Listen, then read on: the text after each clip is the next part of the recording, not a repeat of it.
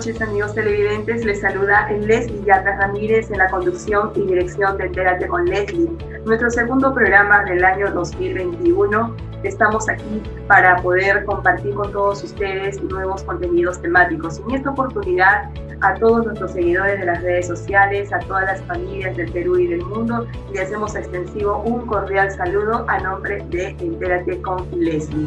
Hoy vamos a tratar un tema muy interesante, y es que las Naciones Unidas ha publicado un informe respecto de la visita que hizo al Perú para la verificación y constatación de los supuestos hechos que van a configurar o configurarían violación a derechos humanos en el marco de las protestas públicas que se realizaron del 9 al 15 de noviembre durante el gobierno de transición del señor Manuel Merino. El informe de las Naciones Unidas ha concluido que el Estado ha incurrido en una responsabilidad internacional por violación de derechos humanos, ha dado una suerte de conclusiones y recomendaciones al Perú respecto a la actuación de la policía, de los agentes de las fuerzas del orden en nuestro país. También ha resaltado preocupación por el lado de las Naciones Unidas de legislaciones contradictorias en el uso de la fuerza por parte de los agentes de las fuerzas del orden. Todos estos temas nosotros lo vamos a conversar con dos expertos internacionales que vamos a tener a continuación en nuestro panel para conversar al detalle lo que ha sido el informe de las Naciones Unidas. Y en un segundo bloque vamos a tener también lo que la ciudadanía necesita también conocer, que es el Parlamento Andino. ¿Sabías que en el marco de las elecciones generales 2021 vas a tener que elegir a 5 representantes ante el Parlamento Andino? ¿Sabes qué es el Parlamento Andino, cómo funciona y por qué es necesario tener una representación del Perú ante este órgano legislativo comunitario? Nos hemos hecho estas preguntas y nos las hemos respondido, pues entonces en estas elecciones 2021, ciudadanía, lo que tenemos que hacer es informarnos para poder elegir mejor, pero sobre todo para que sepas por qué es importante tener representantes ante el Parlamento Andino. Hay congresistas actuales de la República que, si bien ellos no pueden ser reelectos como congresistas de la República porque la norma prohíbe la reelección congresal, sin embargo están postulando para ser representantes del Parlamento Andino, ¿no? Y como la ciudadanía en sí no se toma la molestia de averiguar qué cosa es el Parlamento Andino, pues entonces en esta plataforma que vamos a presentar con un especialista el contenido de lo que es el Parlamento Andino, porque evidentemente nosotros como ciudadanía tenemos que fiscalizar, vigilar a nuestros representantes nacionales, sea en el Parlamento Andino, sea en el Congreso de la República, sea en el Ejecutivo, en cualquier poder del Estado que nos represente. La ciudadanía tiene todo el derecho de conocer qué hacen sus funcionarios y sus representantes por el bienestar de todos nosotros. Muy bien, vamos a conocer un poquito más de lo que significa el grupo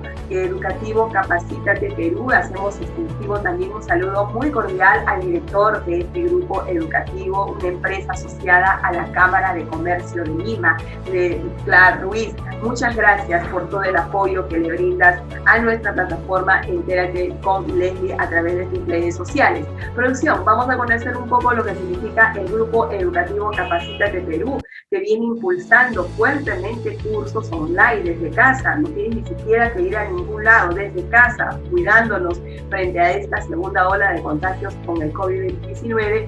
Desde casa puedes seguir capacitándote, puedes ampliar tus horizontes profesionales gracias a el grupo educativo Capacítate Perú. Adelante, producción, y nosotros retornamos a la pausa comercial con las entrevistas.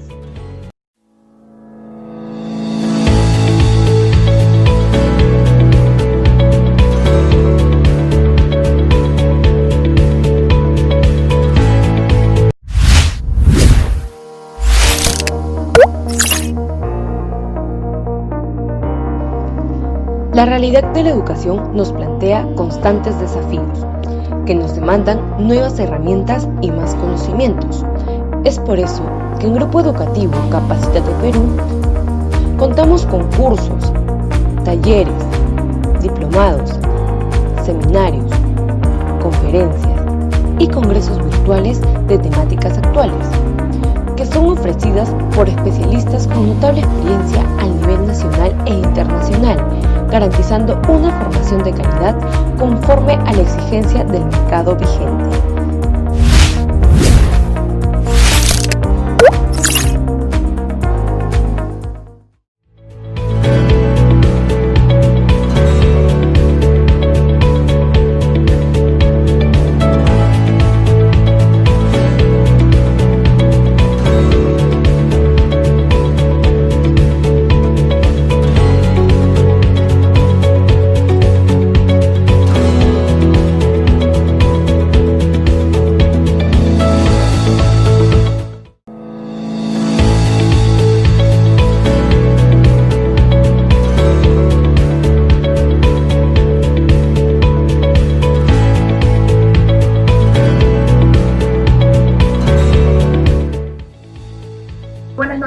Regresamos al programa Entérate con Leslie. En el primer bloque jurídico internacional tenemos a dos distinguidos expertos internacionales, a la doctora Carolina Loaiza Tamayo. Ella es una abogada litigante peruana ante el Sistema Interamericano de Derechos Humanos, que tiene una amplia experiencia en el derecho internacional. Ella no necesita de mayor presentación aquí en el Perú y en el mundo, a ella la reconocen como tal. Buenas noches, Carolina. Muchísimas gracias por aceptar nuestra invitación a la plataforma Entérate con Leslie. Y tenemos al doctor y embajador José Luis Pérez Sánchez Cerro, un destacado abogado, ex vicepresidente del Comité de Derechos Humanos de las Naciones Unidas, experto internacional, con quien vamos a conversar un poquito sobre lo que ha sido la publicación del informe de las Naciones Unidas respecto de la visita que hiciera al Perú el año pasado para verificar, constatar si hubo o no violaciones a los derechos humanos en el marco de las protestas públicas del 9 al 15 de noviembre, cuando fue el gobierno de transición del señor Manuel Merino.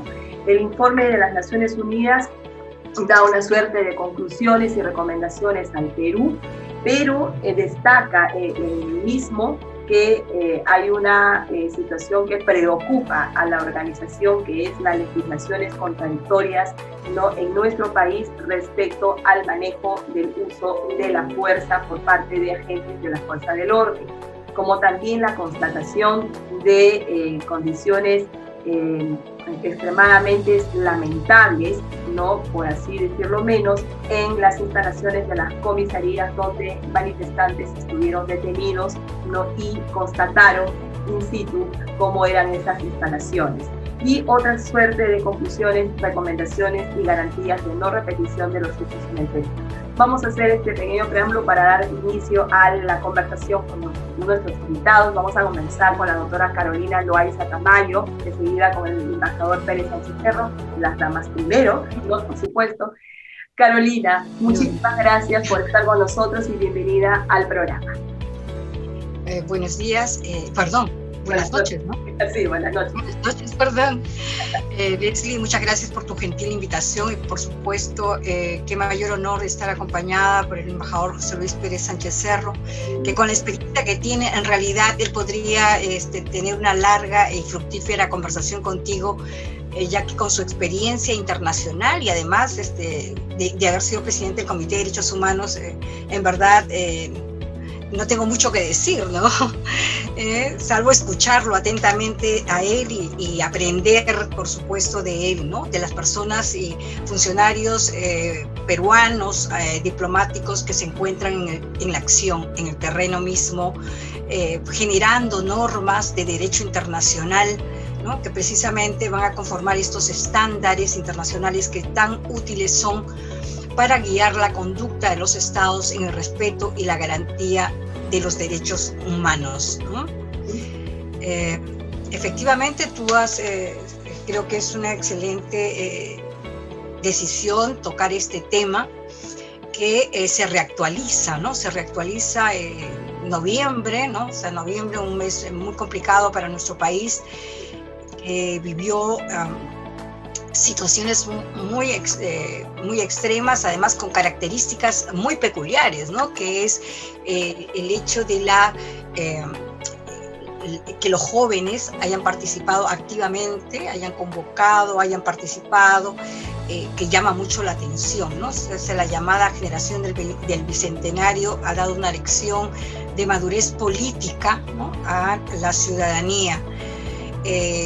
Creo que hay aspectos muy importantes de ese informe, como por ejemplo, que llama la atención, o sea, tú bien has señalado, ¿no? O sea, hay problemas de legislación en nuestro país que deben ser superadas, ¿no? O sea, ha señalado claramente que no se ha respetado el principio de no distinción, ¿no? O sea, porque era una protesta pacífica y que no distinguió el Perú precisamente ese principio para actuar, para la actuación de las fuerzas de orden, la prohibición de del uso de armas letales, ¿no? Y con ello la violación del principio de proporcionalidad, ¿no? El informe de la alta comisionada de Naciones Unidas para los Derechos Humanos, Michelle Bachelet, señala pues que hay un derecho de reunión, ¿no? O sea, hay derechos humanos que están en el centro de todo esto, que es el derecho de reunión pacífica, y que solo pueden, dice, ser dispersadas en casos excepcionales, ¿no? O sea, hay una remisión a un conjunto de documentos que han sido adoptados por el Comité de Derechos Humanos, ¿no? O sea, por ejemplo, en relación al derecho de reunión, y dice que no requieren autorización previa, ni interferencias o restricciones arbitrarias, ¿no? O sea, y entonces dice que es al revés, es el Estado el que debe promoverlas, que promover la reunión, el derecho de reunión pacífica y el derecho de participación, ¿no? Que deben ser protegidos en una sociedad democrática, ¿no? Para contrarrestar que la protesta sea considerado un delito a ser perseguido, ¿no? Y habla, nos remite a la observación general número 37/2020 del Comité de Derechos Humanos relativa a la reunión pacífica. Y nos señala, este es un documento aprobado en julio del año pasado, en medio de la pandemia, ¿no? Y hay aspectos muy interesantes e importantes. Por ejemplo, dice que puede ser ejercido por los ciudadanos como los no ciudadanos, ¿no? Ciudadanos extranjeros, migrantes, documentados, indocumentados, solicitantes de asilo, refugio, los apátridas, ¿no? Y el fundamento de todo esto es un sistema de gobierno participativo basado en la democracia, ¿no? Los derechos humanos, el respeto a la ley y el pluralismo. Y entonces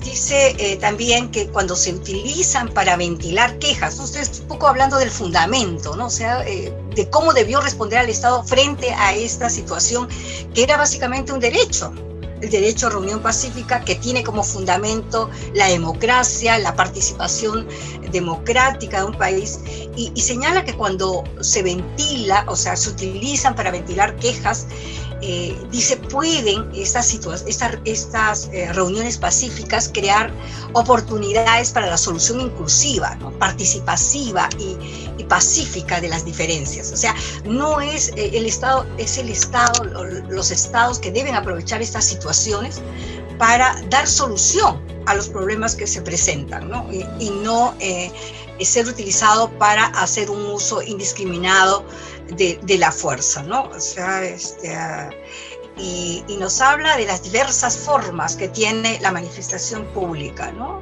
Desde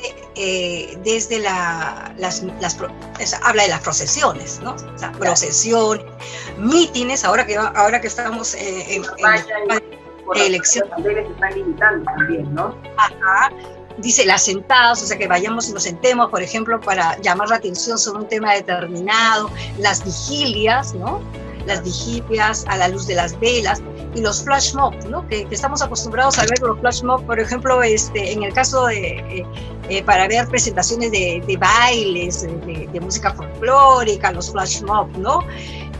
Dice, ya sean estáticas o en movimientos, pero inclusive habla de que hay, por ejemplo, si salen a la calle con motivo de celebrar un evento deportivo, ¿no? O sea, evento deportivo. Perú ganó el partido y va al mundial, y entonces la gente sale a las calles, expresa su satisfacción, su alegría, ¿no? Entonces, pero dependiendo de la escala, ahí se pueden causar perturbaciones a la circulación pública, a los vehículos, a los peatones o a la propia actividad económica, ¿no? En esa medida que puedan crear esas perturbaciones, ¿no? O sea o riesgos, dice, se debe gestionar en el marco de los derechos que establece los instrumentos internacionales, en este caso el Pacto Internacional de Derechos Civiles y Políticos, ¿no? Y entonces no se pueden establecer limitaciones, o sea, cuando las personas se comportan, dice, de manera violenta, está bien, conservan los demás derechos, o sea, están sujetos a las limitaciones y restricciones aplicables, ¿no? Entonces ahí, por ejemplo, si hay un acto de violencia, el Estado puede adoptar un conjunto de medidas, y ahí es donde entra el tema del uso de la fuerza, ¿no? O sea, la necesidad del uso de la fuerza que tú bien has señalado, ¿no? O sea, que el alto comisionado ha llamado la atención sobre las normas nacionales y la necesidad de armonizar la legislación nacional, las regulaciones, los manuales o las normas y los estándares internacionales, ¿no? O sea, está llamándole la atención. Dice, sí, está en el límite. Sí, la legislación no está armonizada con las normas y estándares internacionales, como son los principios, los famosos principios básicos de Naciones Unidas para el empleo del uso de la fuerza y armas de fuego, ¿no? Por los funcionarios encargados de hacer cumplir la ley, ¿no? O sea, y entonces hay que recordar que en el año 2015 se aprobó pues la ley del uso de la fuerza, ¿no? Un decreto legislativo a través del decreto legislativo 1186 y su reglamento que, como todos y todas sabemos, fue elaborado de manera participativa, con asistencia técnica de organismos internacionales, del Alto Comisionado de Naciones Unidas para los Derechos Humanos. Fue reconocida como un importante avance, ¿no? Y entonces, ¿qué ha pasado? O sea, ¿qué ha pasado? Si eso era un avance, nos está diciendo que hemos retrocedido, ¿no? Hemos retrocedido, ¿no? De qué cosa, Carolina, de qué ha pasado, me gustaría que dejemos esa pregunta para contestarla al final, claro, porque ahí está la conclusión final de ustedes dos. ¿Qué ha pasado? Has hecho una excelente interpretación de lo que significan los estándares no emitidos por el Comité de Derechos Humanos el año pasado, ¿no? Y nos quiebra un poco a todos porque decimos, si tenemos estándares internacionales, hay protestas, cómo es que no se preparó, cómo es que no se capacitó, cómo es que no se aplicó. Eso es algo que todavía, sinceramente, no lo termino de procesar, ¿no? No lo termino de procesar. ¿Cómo? ¿Qué estamos haciendo en este rubro? Pero para eso vamos a ver qué opina el embajador José Luis Pérez Sánchez Ferro respecto a toda esta situación que se ha dado en el Perú. Embajador. Buenas noches, sí. Me es muy grato estar con ustedes y saludar después de años a mi buena amiga Carolina Loaiza, a quien conozco de viejas luchas en Costa Rica, en el Comité de Derechos Humanos, en fin, y su clara vocación por la defensa de los derechos humanos en general. Gracias a mi amiga Leslie por reunirnos en este debate, si se quiere, o cambio de ideas importante. Yo quería decirles que la policía hizo en esa ocasión que se menciona, para mi concepto, un uso excesivo de la fuerza. Hubo detenciones arbitrarias, muertes, como ustedes saben, de dos muchachos, así como violaciones de las garantías procesales. Sin embargo, existen tendencias contradictorias en aplicación a los estándares internacionales que bien ha señalado Carolina. Estas tendencias contradictorias se dan, por un lado, por la vigencia de la Ley 3151 del año 2014, que modificó el Código Penal y que exceptúa a las fuerzas policiales y fuerzas armadas de esta situación legal. Y en segundo lugar, la aprobación en agosto del año 2015, de la ley que señala o faculta de alguna manera el uso de la fuerza.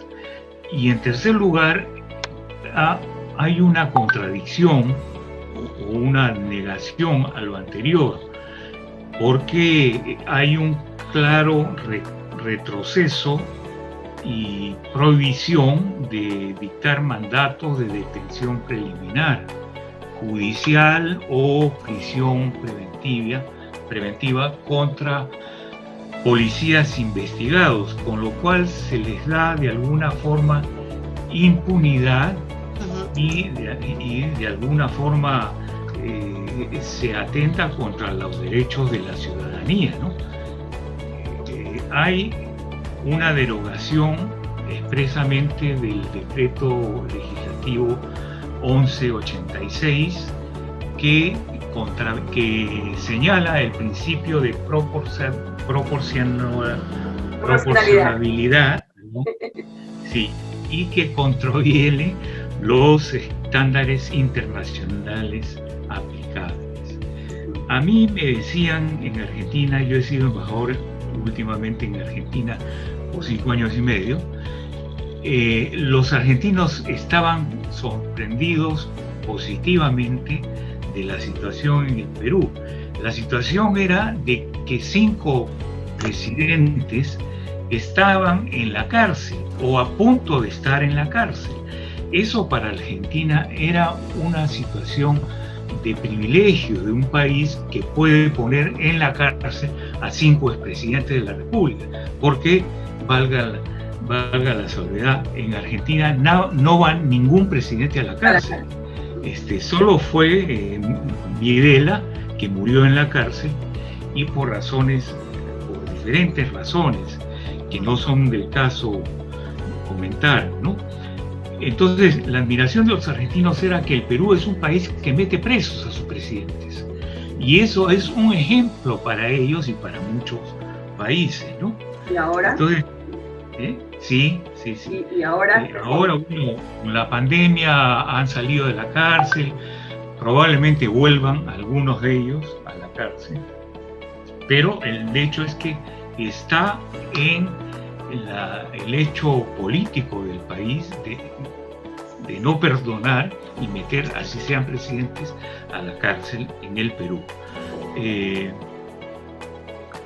Igualmente, yo quería señalar que se cometieron efectivamente violaciones a los derechos humanos, en particular a los derechos a la vida, a la integridad física, a la seguridad individual, a la salud, etc., al derecho a la reunión pacífica de los ciudadanos y al debido proceso y a la libertad de expresión, ¿no? Obviamente.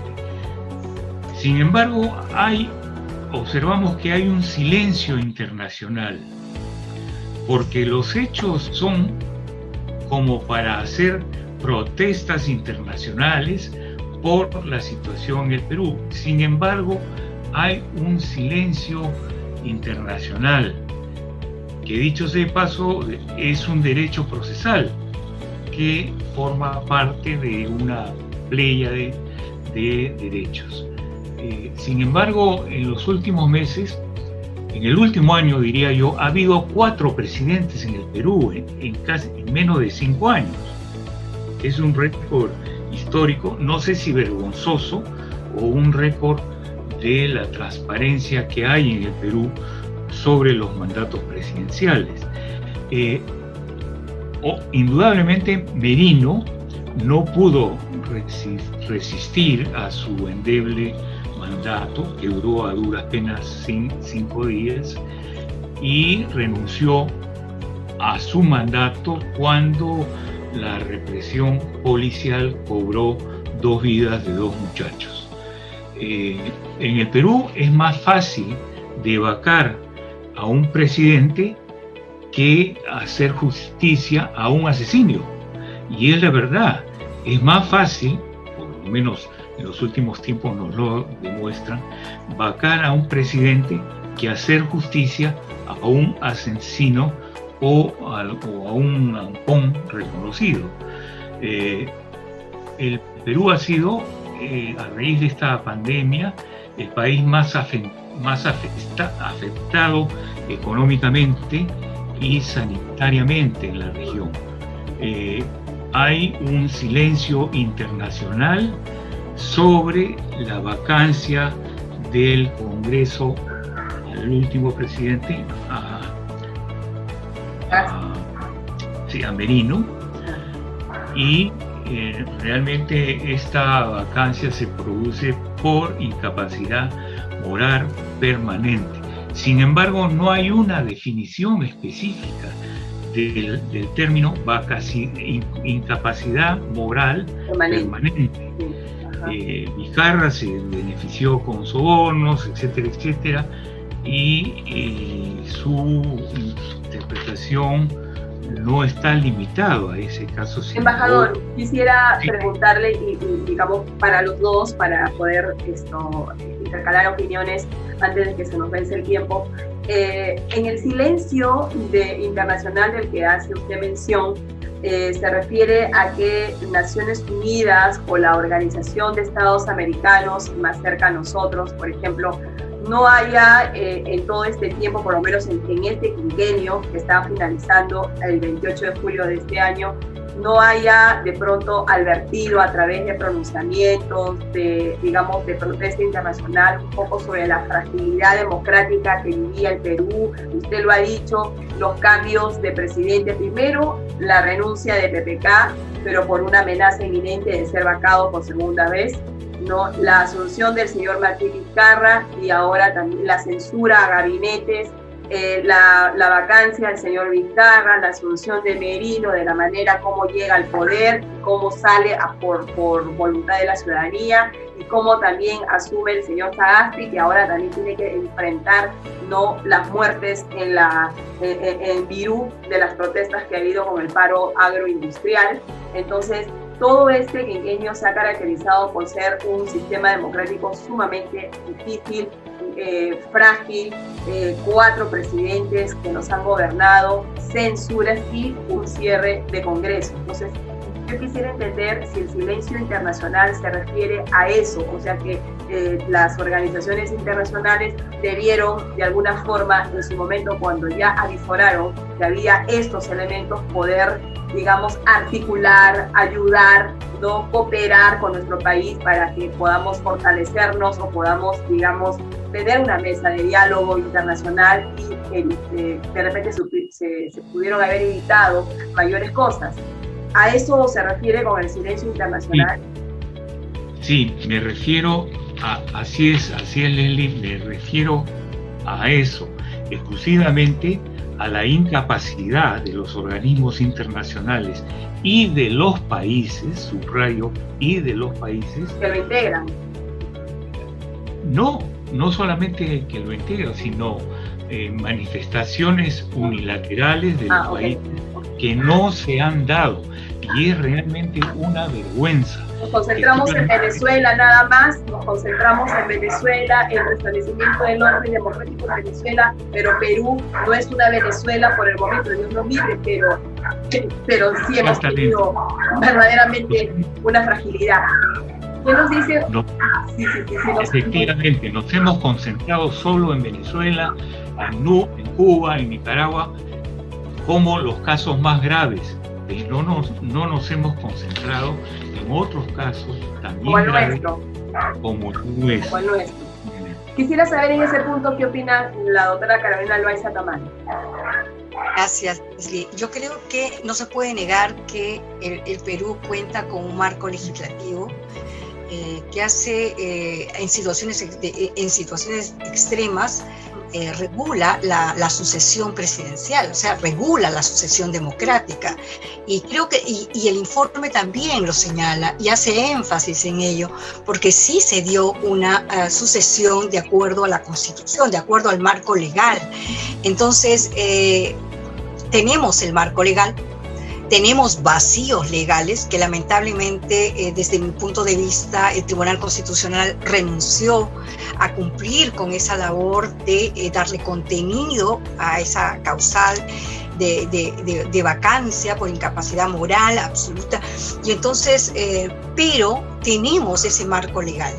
Yo creo que definitivamente no podemos hacer una comparación con otros países, ¿no? O sea, donde sí estamos frente, en el caso de Venezuela, hay una situación que creo que linda más, y me corregirá si estoy equivocada, José Luis, si estamos frente a un Estado fallido, o sea, hay donde el Estado no está cumpliendo funciones básicas para satisfacer el bien común de su sociedad, cosa que no es lo que pasa con nuestro país, ¿no? O sea, es cierto, ha habido, pero en este contexto, lo más interesante desde mi punto de vista ha sido el silencio, o sea, no el silencio sino la decisión, o sea, el silencio frente o respecto al reconocimiento de esta sucesión presidencial respecto a quien fuera presidente del Congreso de la República, el señor Merino. Después de vacar a Vizcarra.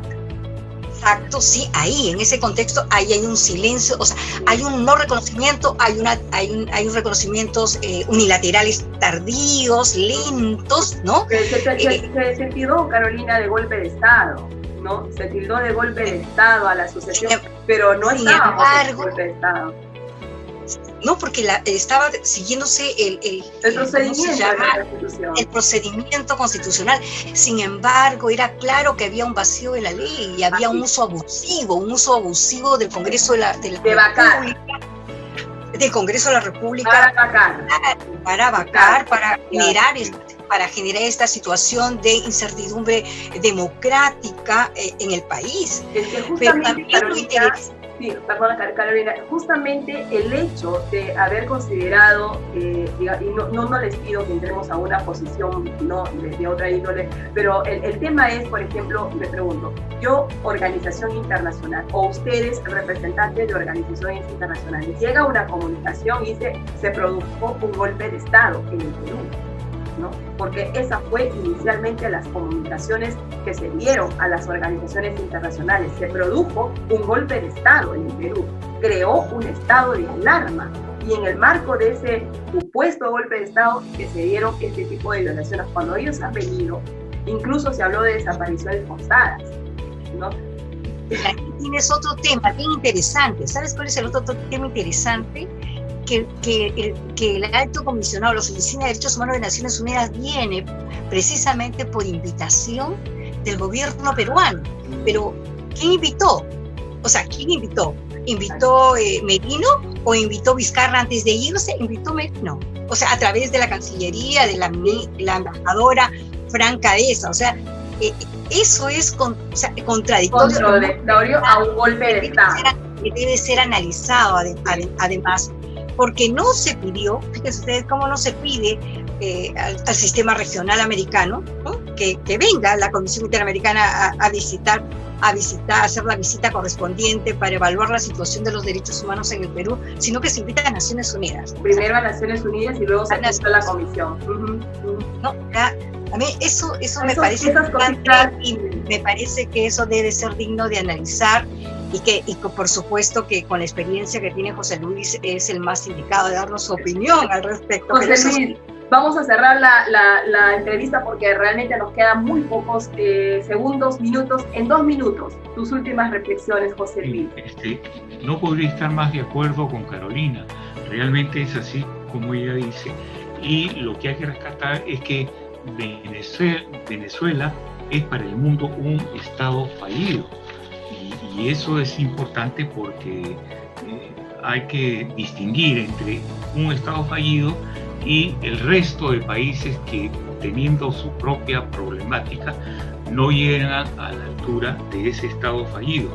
Yo quería señalar que la incapacidad moral es la que rigió definitivamente en la vacancia del presidente de Vizcarra y también de Merino, ¿no? Yo creo que hay 4 lecciones importantes de las que podemos sacar de esta situación. Uno es la capacidad del pueblo de protestar y de reunirse, cosa que no lo veíamos hace muchísimo tiempo en el Perú. 2, que la policía, sí, y que la policía está dispuesta legalmente a reprimir, legalmente, subrayo, a reprimir y no le pasa nada, ¿no? Tercero, que hay muy poca tolerancia del pueblo a las arbitrariedades del gobierno. Por eso es que hubo una organización multitudinaria en el mes pasado, porque ha habido una poca tolerancia del país, del pueblo, que se rescata ahora y que no había antes tampoco. Y en cuarto lugar, hay un apego a la Constitución y a la legalidad. Es decir, hay una nueva capacidad del pueblo a responder las arbitrariedades que puedan cometerse contra él. Magnífico, embajador. Es decir, estamos con una sociedad que está ganando madurez política, y entonces en ese sentido tendríamos que felicitarnos. En ese sentido, sí. Quiero agradecer a Carolina Loaiza Tamayo, al embajador José Luis Pérez Sánchez Cerro. El tiempo en televisión, así que en redes, es totalmente tirano, ¿no? Y yo soy realmente complacida y sé que las personas que nos están escuchando han atendido 2 posturas de 2 expertos internacionales. Hemos conocido a fondo un poquito más sobre el tema del informe de Naciones Unidas, pero nosotros vamos a seguir trabajando con ellos en interno, ¿no? A través de nuestras notas de prensa vamos a sacar mucho más reflexiones para todos ustedes. Quiero agradecer a Carolina, a José Luis por este espacio que nos han permitido compartir con ustedes. Muchísimas gracias a ambos por su participación en el programa y ojalá nos veamos muy pronto. Gracias a ti. Muchísimas gracias, Carolina. Gracias a ti. Un abrazo, lindo verte. Gracias. Cariños, el cariño gracias, de Carolina, gracias José Luis, tremendos expertos internacionales que nos acompañaron en esta noche, y enseguida regresamos con el bloque del Parlamento Andino. Buenas noches.